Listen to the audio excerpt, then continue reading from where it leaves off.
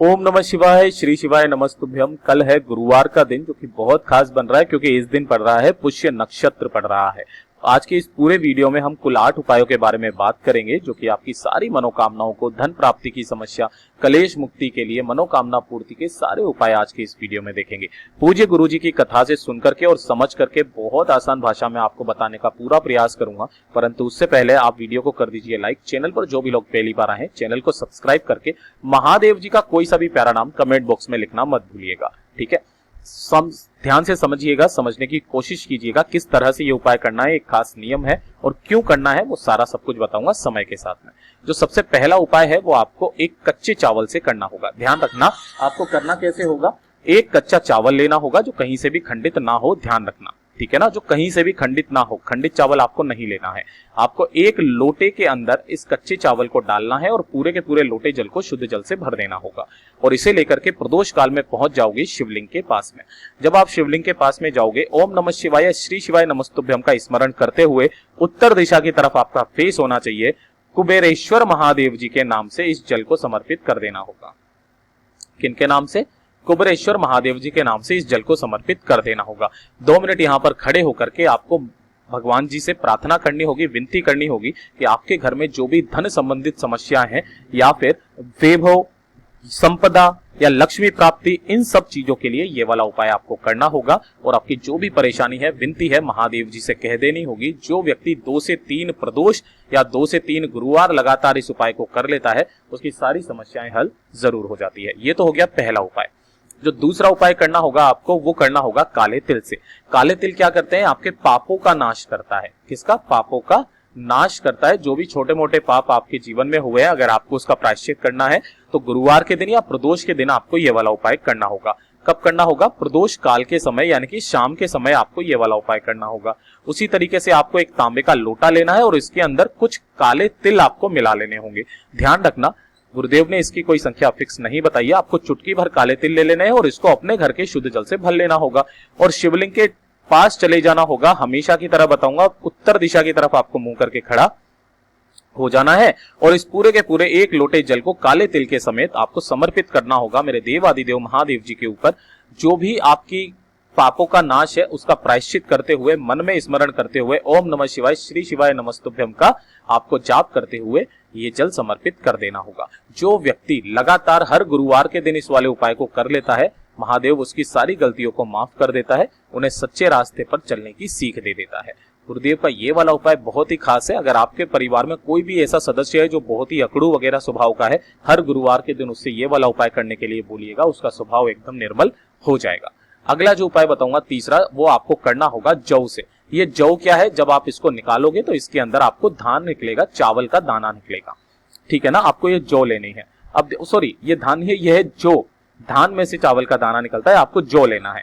ध्यान दीजिएगा, अगर आपकी कोई परेशानी है जो काफी लंबे समय से चली हुई आ रही है, आपको उसके लिए ये वाला उपाय करना होगा। चाहे वो कोर्ट कचहरी से संबंधित हो, चाहे वो कोई जमीन का लफड़ा हो, कोई मकान का लफड़ा हो, या फिर बंटवारा वगैरह जब घरों में होता है तो काफी ज्यादा कलेश होता है, उस वक्त में आपको ये वाला उपाय करना होगा। ध्यान दीजिएगा, आपको इस तरीके से कुछ जौ के दाने लेने होंगे। एक तांबे के लोटे में इन जौ के दानों को डालना, बाकी का आपको शुद्ध जल से भरना होगा। महादेव जी की शिवलिंग पर आपको ठीक समर्पित कर देना होगा। इसको या तो आप किसी भी गुरुवार के दिन कर लीजिए या फिर आप हर प्रदोष के दिन इस वाले उपाय को करना स्टार्ट कर दीजिए। किस समय पर आप करेंगे? प्रदोष काल में ही करेंगे, ठीक है ना।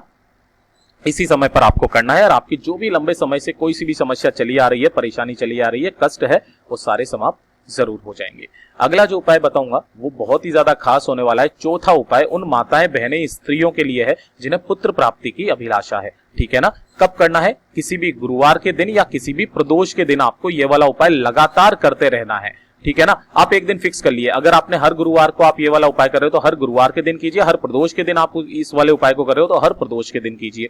कब करना है? प्रदोष काल के अंदर करना है। 1 लोटे जल में कुछ चावल के दाने कुछ गेहूं के दाने आपको मिलाने होंगे और अपनी मनोकामना कहते हुए मेरे देव आदिदेव महादेव जी पर आपको समर्पित कर देना होगा और वहां पर 2 मिनट बैठ करके आपको अपनी पुत्र प्राप्ति की अभिलाषा महादेव जी से विनती करते हुए कह देनी होगी। जो औरत, जो स्त्री, जो नारी हर प्रदोष के दिन या हर गुरुवार के दिन इस वाले उपाय को करती है, यकीन मानिए उसे पुत्र की प्राप्ति निश्चित ही होती है। उसके बाद में अगला उपाय बताऊंगा, पांचवा उपाय जो आपको करना होगा, दूब से, जो घास दूब होती है ना, उससे आपको करना होगा। किसके लिए करना होगा? अगर आपके घर में कोई बहुत ज्यादा बीमार रहता है तो उसके लिए और रोगों के लिए ये वाला उपाय किया जाता है। ठीक है ना, ध्यान से सुनना, समझने की कोशिश करना। वही प्रदोष के समय आपको करना होगा, प्रदोष काल के समय आपको करना होगा, या फिर आपको प्रदोष के दिन और गुरुवार के दिन करना होगा। लगातार आपको ये वाले उपाय करने हैं सारे।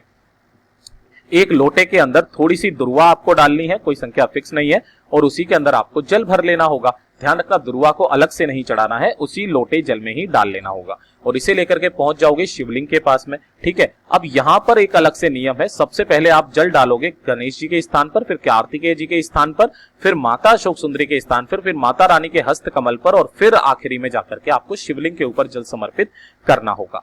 ठीक है, और उसके बाद में जब ये जल बहता बहता जलाधारी से नीचे की तरफ आकर के गिरेगा, आपको इसी जल को इकट्ठा करना है और अपने परिवार के हर एक सदस्य को आपको पिला देना होगा। यकीन मानिए, कोई बड़ी बीमारी, कोई बड़ा रोग अगर आपके घर में है तो वो खत्म हो जाएगा और कोई बड़ी बीमारी आपके घर में प्रवेश नहीं करेगी। बहुत ही अचूक उपाय है। अगला जो उपाय है, छठवां उपाय, यह होगा आपके बच्चों के लिए। अगर आपके बच्चे पढ़ाई लिखाई में बहुत ज्यादा कमजोर हैं, कुछ भी पढ़ते हैं याद नहीं होता है, काफी सारी समस्याएं चली आ रही है, बच्चा अव्वल नहीं आ पाता है, पढ़ाई लिखाई में मन ही नहीं लगता है, तो माताओं पिताओं को आपको यह वाला उपाय जरूर करना चाहिए। ध्यान से सुनिएगा, आपको चाहिए थोड़ा सा दूध। भैया ये दूध किसका है? यह है गाय माता का दूध। और कैसा दूध है? कच्चा, जो एक बार भी गर्म नहीं किया गया हो। साथ ही ले लेनी है आपको थोड़ी सी शक्कर।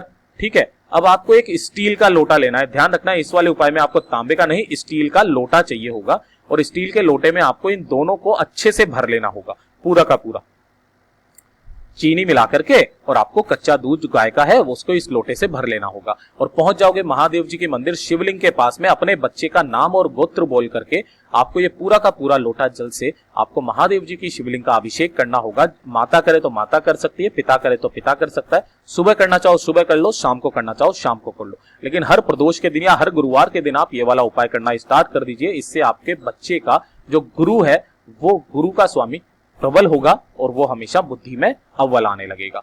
याद रखना, बच्चे का नाम और गोत्र बोल करके आपको अभिषेक करना है, और जब ये बहता बहता जलाधारी से नीचे की तरफ आएगा ना, तो आपको इसी का आचमन बच्चे को लगातार कराते रहना है।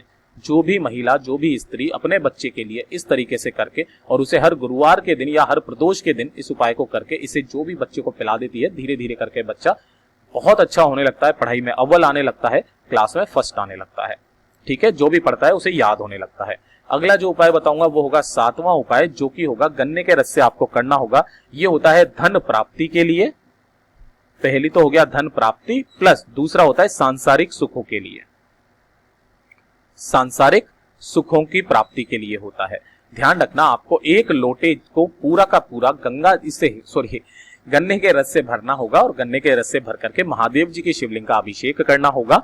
ठीक है, और अपना नाम और गोत्र बोल करके आपकी जो भी धन की समस्या है उसे कह दीजिए, और साथ ही साथ जो भी व्यक्ति हर प्रदोष के दिन और गुरुवार के दिन इन उपायों को कर लेता है, उसे सांसारिक सुखों की प्राप्ति भी जरूर होती है। ठीक है, अब जो आज का सबसे आखिरी उपाय बताने वाला हूं वो होगा आपको गंगा जल से करना होगा। ध्यान रखना, ये वाला उपाय भी आपको कैसे करना होगा। आपको अगर भौतिक सुखों की प्राप्ति चाहिए तो भौतिक सुखों की प्राप्ति मिलती है, साथ ही साथ आपको मोक्ष की भी प्राप्ति इसी से गंगा जल से ही मिलती है, मोक्ष प्राप्ति के लिए। ठीक है ना, तो आप हर प्रदोष के दिन और हर गुरुवार के दिन इस वाले उपाय को करना स्टार्ट कर दीजिए। बहुत ही अचूक उपाय है। एक लोटे के अंदर आपको कुछ बूंदे गंगा जल के डालनी है और पूरा लोटा अपने घर के शुद्ध जल से भर लेना है, और इसी को आपको अघोरेश्वर महादेव जी के नाम से, मेरे देव आदिदेव महादेव जी की शिवलिंग पर आपको समर्पित करते रहना होगा। यकीन मानिए, आपको भौतिक सुखों की प्राप्ति होगी, साथ ही साथ मोक्ष की भी प्राप्ति होगी। पूज्य गुरु जी के ये वाले उपाय बहुत ही खास है, जरूर कीजिएगा। वीडियो पसंद आए तो कर दीजिएगा लाइक, चैनल को सब्सक्राइब करके महादेव जी का कोई सा भी प्यारा नाम कमेंट बॉक्स में लिखना मत भूलिएगा।